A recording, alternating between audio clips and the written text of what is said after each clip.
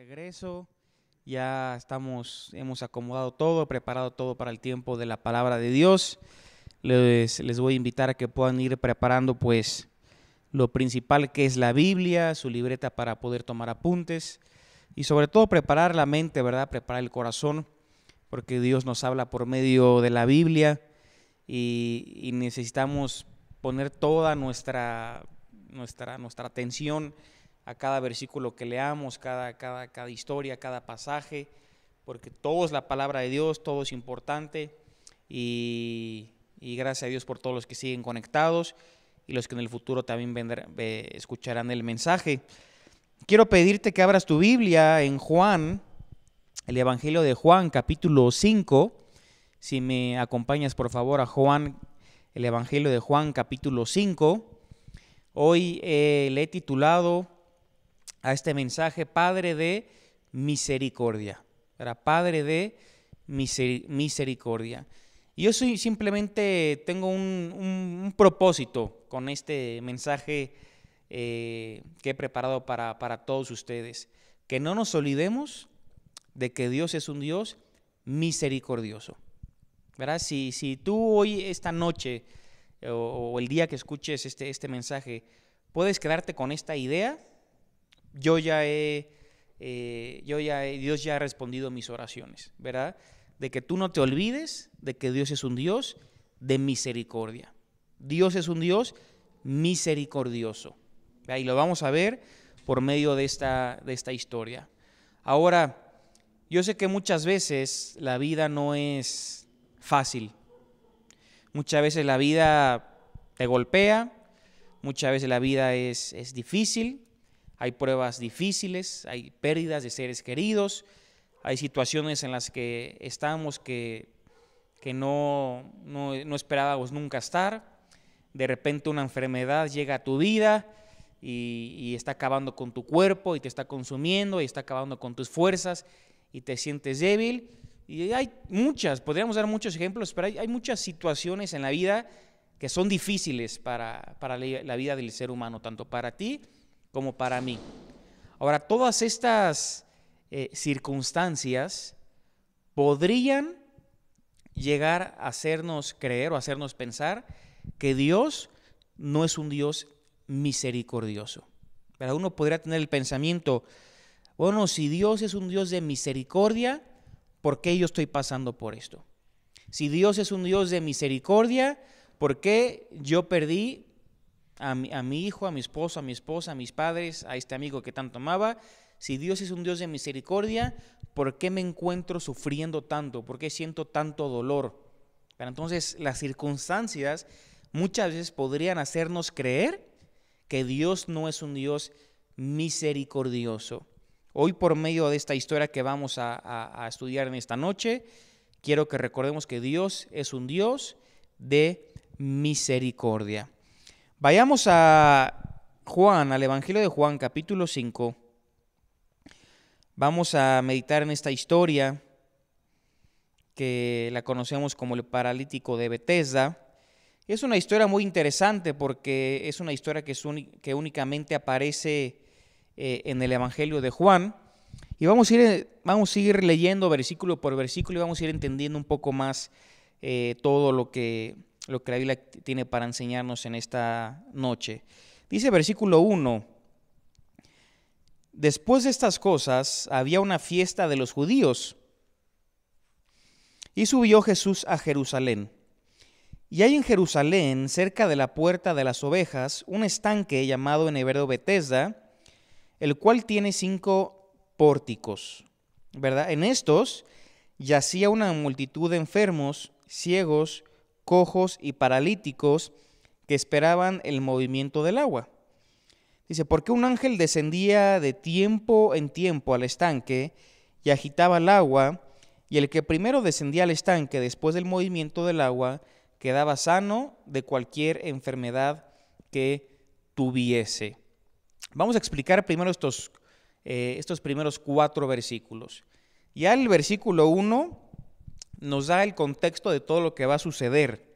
Dice que había una fiesta, era una fiesta judía, ¿verdad? Donde los judíos participaban. Algunos piensan que era era posible que haga referencia a la Pascua, aunque la Biblia no nos los dice, no lo sabemos, pero estaba por celebrarse una fiesta. Dice, después de estas cosas había una fiesta de los judíos, y entonces, por esta razón, por este motivo, Jesús sube a Jerusalén. Ahora fíjate versículo 2 que dice, hay en Jerusalén, cerca de la puerta de las ovejas, un estanque llamado en hebreo Betesda, el cual tiene 5 pórticos. Es muy interesante que si nosotros viajamos a Israel y vamos a Jerusalén, obviamente Jerusalén ha crecido muchísimo comparado en lo que eran los tiempos bíblicos, pero todavía en Israel está lo que se conoce como la Jerusalén antigua, ¿verdad? Que era literalmente como era Jerusalén en los tiempos de Jesús. Ahora, esta ciudad antigua, esta Jerusalén antigua, tiene varias entradas, ¿verdad? Hay varias puertas por las cuales tú puedes entrar. Y aquí justamente nos dice en el versículo 2, dice ahí en Jerusalén, cerca de la puerta de las ovejas, ¿verdad? Cerca de la puerta de las ovejas. Es interesante que en la Jerusalén antigua, esa puerta sigue estando hasta el día de hoy. Hoy en día ya no se llama más la puerta de las ovejas, si no mal recuerdo se llama la puerta de los leones, pero es la misma puerta de la cual la Biblia está haciendo referencia aquí en el versículo 2. Ahora, tú entras por la puerta de los leones o la puerta de las ovejas, simplemente caminas unos cuantos metros hacia adelante y del lado derecho te vas a encontrar con las ruinas de lo que era justamente el estanque de Betesda, ¿verdad? Y es interesante porque fueron arqueólogos que estuvieron en ese lugar y descubrieron literal lo que se ve hoy ahí, lo que era literalmente el estanque de Betesda en los tiempos de Jesús. Obviamente ya no está el estanque como tal, simplemente están las ruinas, pero está el lugar exacto donde esto sucedió. Ahora, hermanos, hay algo muy interesante que sucedía en ese estanque. Dice que ahí habían una multitud de enfermos, de ciegos, de cojos y de paralíticos. O sea, todos le están pasando por alguna enfermedad, alguna condición en particular. Estaban en ese lugar, en ese estanque, esperando el movimiento del agua. Uno se pregunta, ¿verdad? ¿Y por qué esperaban el movimiento del agua? Bueno, dice versículo 4, la respuesta. Porque un ángel descendía de tiempo en tiempo al estanque y agitaba el agua. Y el primero que descendía al estanque después del movimiento del agua quedaba sano de cualquier enfermedad que tuviese. Entonces aquí vemos la razón de por qué había tanto enfermo en este lugar. Porque dice de tiempo en tiempo, no sabemos cada cuánto tiempo era, pero de tiempo en tiempo descendía un ángel, agitaba ahí el agua del estanque, y el primer enfermo que tocara el agua quedaba sanado. ¿Verdad? Quedaba sanado. Ustedes se imaginan, hermanos, la cantidad de enfermos que había en ese lugar. Ustedes se imaginan la cantidad de personas con alguna discapacidad, con alguna enfermedad, paralíticos, cojos, ciegos, etcétera, que había en ese lugar esperando que el ángel descendiera a mover el agua para ser los primeros en tocar el agua y quedar sanos. Yo me imagino que había muchísimos enfermos, pero había algo especial. Solamente el primero que tocaba el agua era justamente el que quedaba sano. Y el versículo 5 nos va a introducir a un hombre. Dice así: y había allí un hombre que hacía 38 años que estaba enfermo.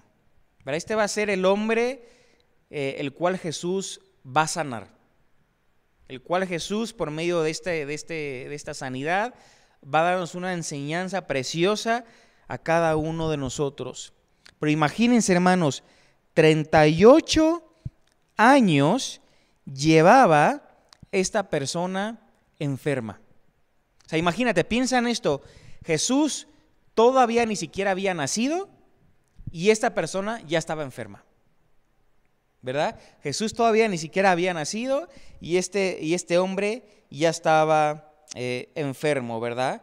Puede ser que tú lleves un año pasando por alguna enfermedad, puede ser que lleves 5 años, 10 años, 15, 20, 30. Bueno, este hombre llevaba 38 años estando enfermo. O puede ser que es tu caso que lleves más de 38 años enfermo.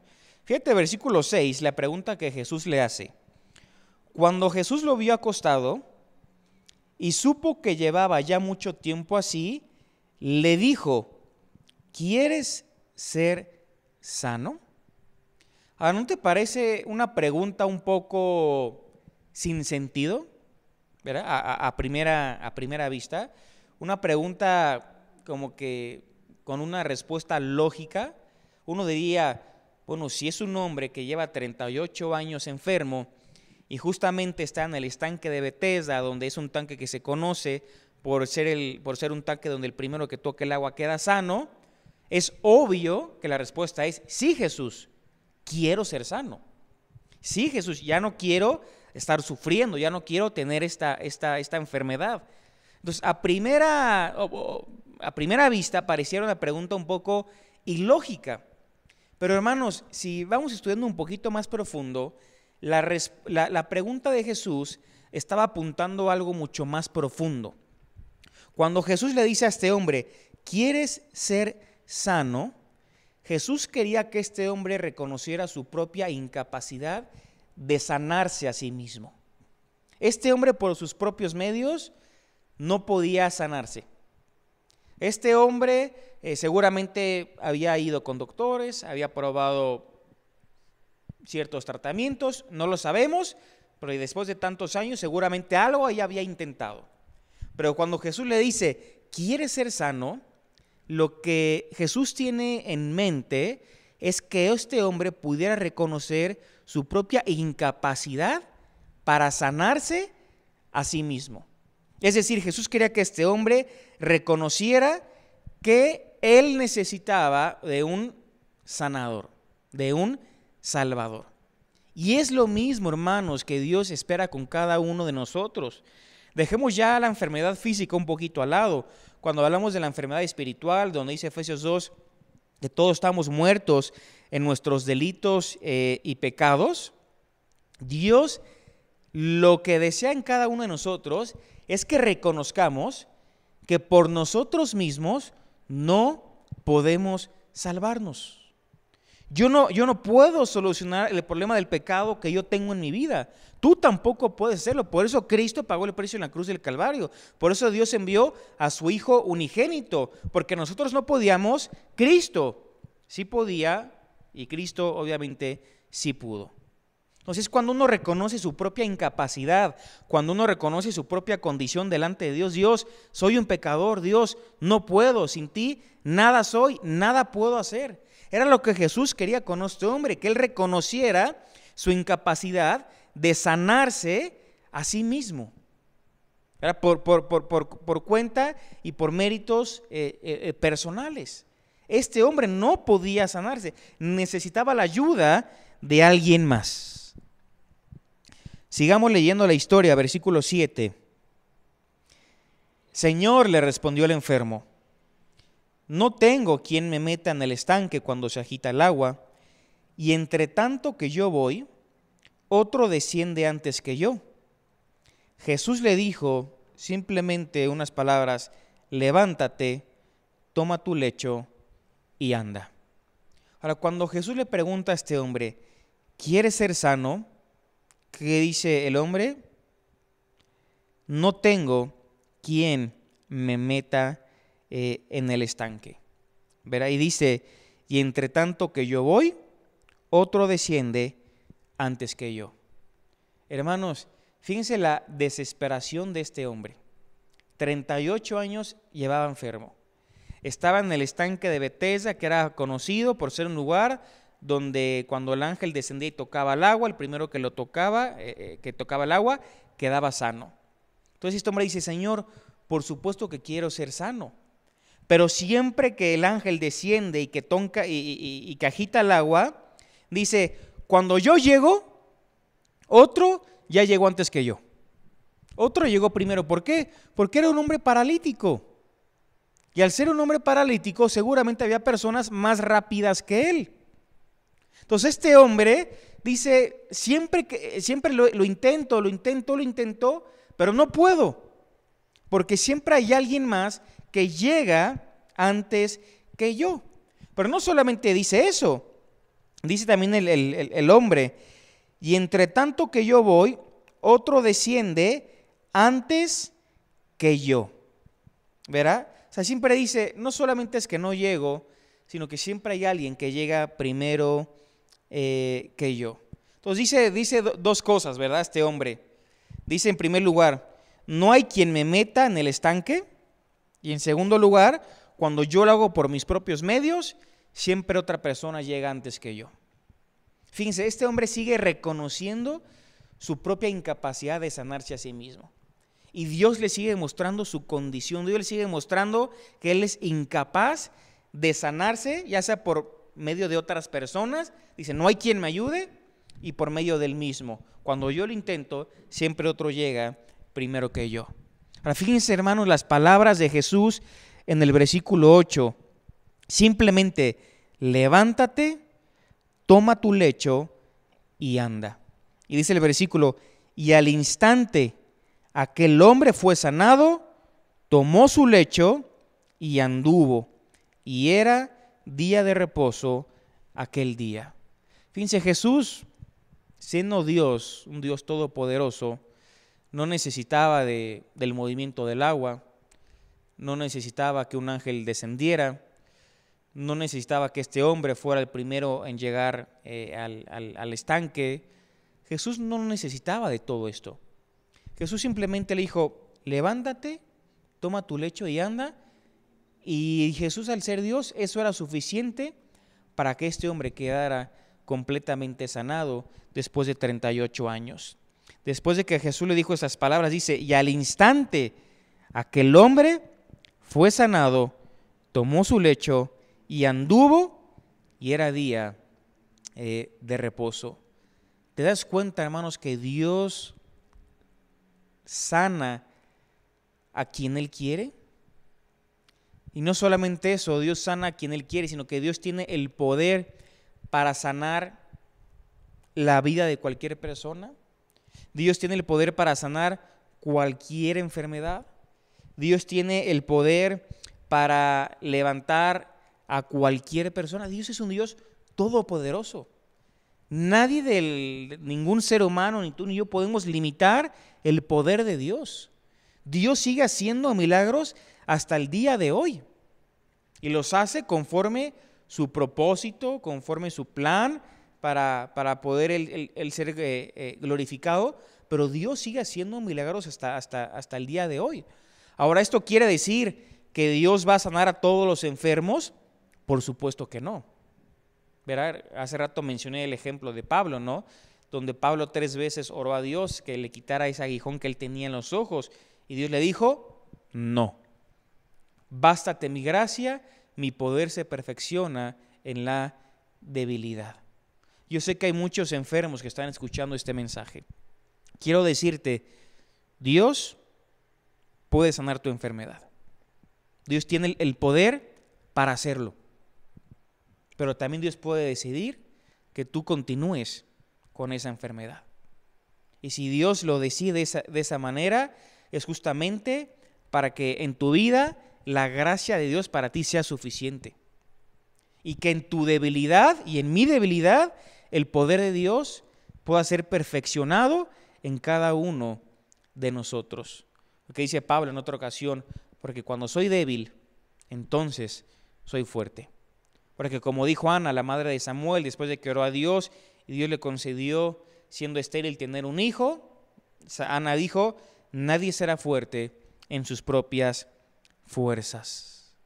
O sea, a veces Dios decide glorificarse en medio de alguna enfermedad, pero también Dios puede decidir, en su plan, en su soberanía, sanar a quien Él decida. Notemos, hermanos, qué fue lo que sucedió después. Aquí menciona la Biblia que Jesús sanó a este hombre en un día de reposo. Nosotros sabemos que para los judíos el día de reposo es un día muy sagrado, un día muy especial, un día donde literalmente no hacen prácticamente nada.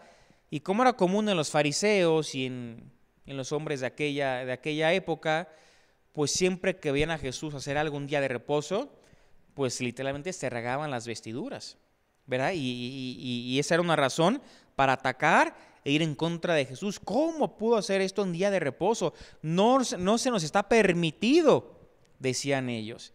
Fíjense, hermanos, hasta dónde puede llegar la dureza del corazón, ¿verdad? Que Jesús había sanado a un hombre que llevaba 38 años enfermos, pero ellos no veían eso. Ellos no veían a las personas. Ellos veían que Jesús lo hizo en un día de reposo. Fíjense qué es lo que sigue diciendo. Versículo 10. Entonces los judíos dijeron a aquel que había sido sanado: es día de reposo, no te es lícito llevar tu lecho. Él le respondió: el que me sanó, él mismo me dijo, toma tu lecho y anda. Entonces le preguntaron: ¿quién es el que te dijo, toma tu lecho y anda? Y el que había sido sanado no sabía quién fuese, porque Jesús se había apartado de la gente que estaba en aquel lugar. Después le halló Jesús en el templo y le dijo: mira, has sido sanado, no peques más, para que no te venga alguna cosa peor. El hombre se fue y dio aviso a los judíos que Jesús era el que le había sanado. Y por esta causa los judíos perseguían a Jesús y procuraban matarle, porque hacía estas cosas en el día de reposo. Algunas cosas interesantes, hermanos, en esta parte de la historia. Los judíos querían saber quién fue la persona que había hecho un milagro justamente en un día de reposo, en un sábado. Ahora dice este hombre: no sé quién es, porque pues, la persona que me sanó pues se desapareció. Pero el versículo 14 dice: después Jesús se encontró con este hombre en el templo y Jesús le dice unas palabras: mira, has sido sanado, no peques más para que no te venga alguna cosa peor. Dice, ya Jesús lo había sanado. Este hombre ya podía caminar, este hombre ya dejó de ser un paralítico. Pero le dice Jesús, ¿verdad? Has sido sanado, ya no peques más, para que no te venga alguna cosa peor. Esto a mí me recuerda, hermanos, cómo muchas veces nosotros con Dios somos de la siguiente manera. Lo buscamos cuando estamos enfermos, pero una vez que estamos sanos, le dejamos de buscar. Le buscamos cuando estamos pasando por alguna situación difícil, pero cuando la situación difícil desapareció, nos olvidamos de Dios. Lo buscamos cuando estamos siendo probados. Dios, ayúdame, Dios, haz esto, esto y esto. Pero cuando terminó la prueba, dejamos de buscar a Dios. Y hermanos, nosotros tenemos que ser conscientes que sea el momento que estemos pasando en la vida, donde todo está bien, donde todo está mal, donde todo está regular, como sea, en todo momento necesitamos de Dios. Y es lo que Jesús le está diciendo a este hombre: has sido sanado, pero ya no peques más. Si este hombre persistía en pecar, era porque alguien que peca es porque se ha olvidado de Dios, le ha dado la espalda a Dios. Entonces Jesús no quería que este hombre se olvidara de Dios, le diera la espalda a Dios, y le dice: para que no te venga alguna cosa peor. Entonces este hombre, dice versículo 15, se va con los judíos y les dice: fue Jesús el que me sanó. Fíjense esa expresión del versículo 15, que Jesús era el que la había sanado. Entonces, hermanos, ¿quién es el que sana? Es Jesús. ¿Quién es el que sana? Es Dios. No es algún pastor, no es algún líder, no es alguna persona que tiene un poder especial para poder hacer milagros y para poder sanar a las personas. Quien sana es Jesús. Jesús, hermanos, es el que sana. Dios es el que sana. Él es el que tiene el poder para poder hacerlo, y Él lo hace con quien Él quiere, con quien Él lo desea. Entonces, este hombre le dice, fue Jesús quien me sanó. Y dice, y a partir de este momento los judíos procuraban matar a Jesús porque había hecho este milagro en el día de reposo. Ahora, tal vez te pueda estar haciendo una pregunta, ¿verdad?, con esta historia. Bueno, vemos que Jesús sana a este hombre, pero en ningún momento vemos que se mencione la palabra misericordia. En ningún momento vemos de que Dios es un Dios misericordioso. Bueno, hermanos, si estudiamos un poquito más a fondo, todo este milagro, todo esto que acabamos de leer, se da en un lugar. ¿Cuál es el lugar? El estanque de Betesda. Ahora, recordemos que todo lo que aparece en la Biblia no es simple, no es porque sí. Todo lo que aparece en la Biblia tiene un propósito, tiene una enseñanza, tiene un porqué. Es nuestro deber estudiar las Escrituras y descubrir cuál es ese propósito, cuál es ese porqué. Ahora, si Jesús decidió hacer un milagro en el estanque de Betesda, es porque quiere enseñarnos algo a cada uno de nosotros. ¿Y cuál es la enseñanza en esta situación? Esa palabra Betesda, en hebreo, hermanos, es una palabra que se divide en dos partes. La primera, que viene de la palabra Bet, que significa casa, y la segunda parte, que es Esda, que en hebreo no es así, lo estoy diciendo en castellano, ese significa misericordia. Entonces, Betesda literalmente significa casa de misericordia. Entonces, en este lugar, Betesda, el estanque de Betesda, que significa casa de misericordia, Jesús hace un milagro para recordarnos que Él es un Dios misericordioso. Para recordarnos que Él es un Dios que tiene misericordia de los demás, misericordia de las personas, misericordia de ti y de mí. Si vamos rápido a Romanos, capítulo 11, Romanos capítulo 11, versículo 32, dice lo siguiente: porque Dios sujetó a todos en desobediencia para tener misericordia de todos. Ahora, por supuesto que aquí no habla de misericordia para sanar enfermedades físicas, ¿verdad? Está hablando del pecado. Pero vemos que Dios no es un Dios que tenga misericordia de algunos sí, de algunos no, ¿verdad? Dice, para tener misericordia de todos. Entonces, hermanos, Dios, Jesús, es nuestro Padre, es nuestro Salvador, es nuestro Dios, es un Dios misericordioso.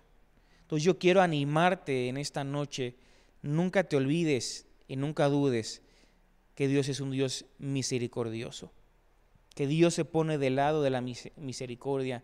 No permitas que las circunstancias difíciles por las cuales podrías llegar a pasar te hagan dudar de la misericordia de Dios, porque Él hoy nos recuerda de que no es así, de que es un Dios misericordioso para cada uno de sus hijos.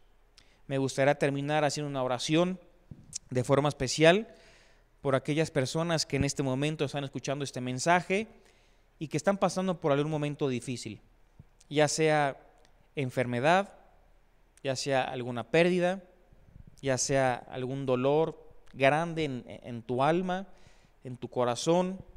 No sé cuál sea la situación.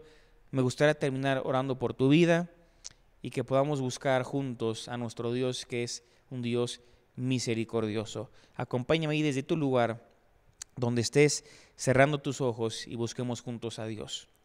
Padre, en esta noche, Señor, tú hablas a nuestras vidas y tú, Dios, nos recuerdas en este momento que tú eres un Dios de misericordia, Señor. que tu misericordia está al alcance de todos.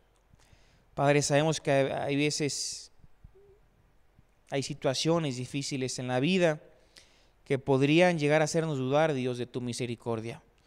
Hoy tú nos recuerdas que en todo momento tú eres un Dios misericordioso. En medio de la enfermedad, tú sigues siendo un Dios misericordioso. En medio del dolor, tú sigues siendo un Dios misericordioso. En medio de una pérdida, tú sigues siendo un Dios misericordioso.